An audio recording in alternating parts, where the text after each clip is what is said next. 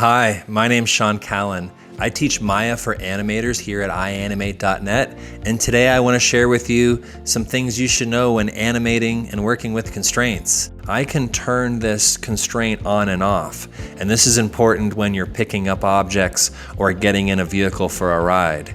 If I turn this to 0, the object is going to snap back to what is known as the rest position, and we can fix that by selecting the constraint, which is going to be parented under the object that is being constrained. Attribute editor. We're going to look for the constraint attributes, and we're going to uncheck enable rest position.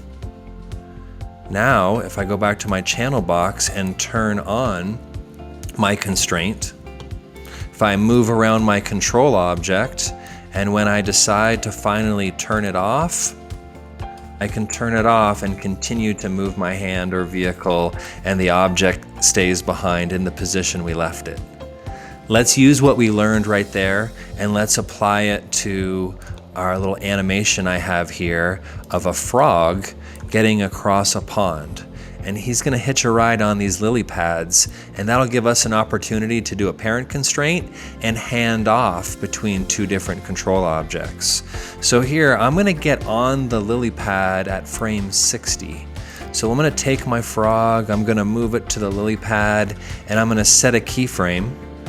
And back here at frame 40, I'll back him up. So he's getting onto this lily pad at frame number 60. This is where we're going to create our first constraint and talk about the first two things we're not going to do. We're not going to make copies of the frog and animate the visibility, because that doesn't work with motion blur.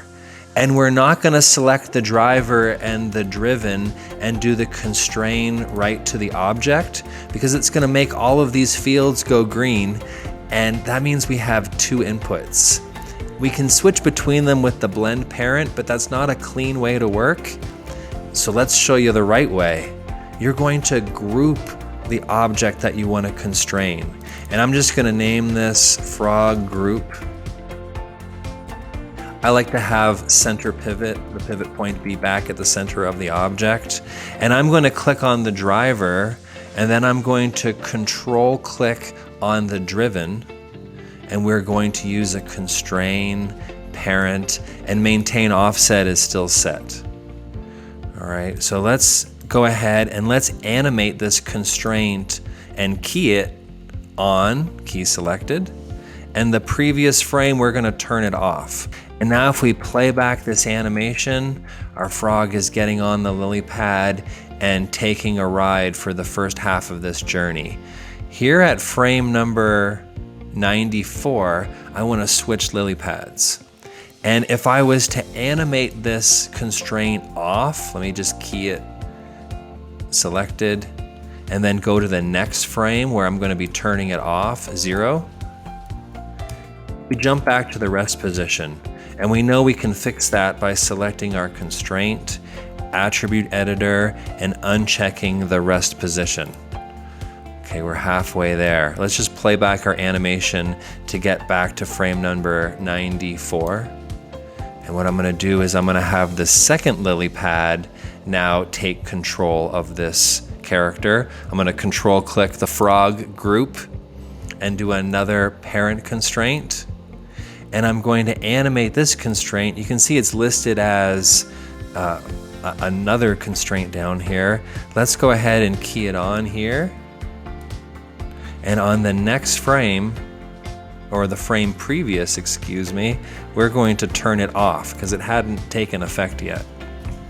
Now, when I added that second constraint, I guarantee you that it turned on enable rest position again. So let's go here to our constraint attributes, and proactively turn off the setting before it jumps back to the middle of the pond here. So now we're riding on the second lily pad. Let's go ahead and make our exit. Make our exit here at, say, at frame number 125. So let's animate this constraint. This will be the last frame it's on. On this next frame here, we're going to go ahead and turn it off. And as we play the animation forward, our frog is staying where we left it. Let's bring the diving board a little closer. And now we can animate our frog continuing his journey. Let's go ahead and set a key here at around 135, and we'll go forward and we'll move our frog on to the rest. So that's how we animate with constraints.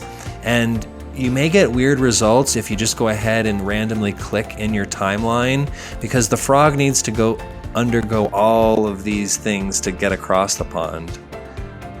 There we are, getting on the first lily pad, getting on to the second lily pad, and we'll bake all those keys in before we render it so that every frame will look great. So that's what I wanted to share with you today.